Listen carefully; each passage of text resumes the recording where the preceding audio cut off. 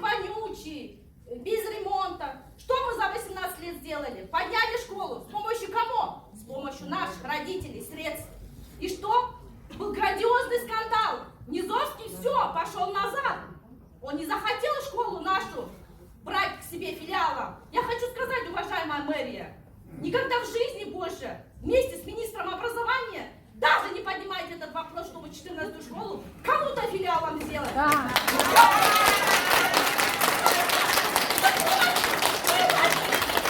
18 лет здесь вкладывали, 18 лет. Здесь ни одно поколение моих детей выросло здесь. Здесь безопасно учиться.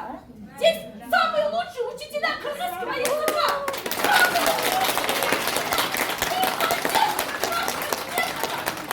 Мы патриоты своей родины. Еще раз. Нет, вы, наверное, ошибаетесь. 61-ю здесь не могли филиалом сделать, потому что 61-я она находится в Первомайском. Там бред.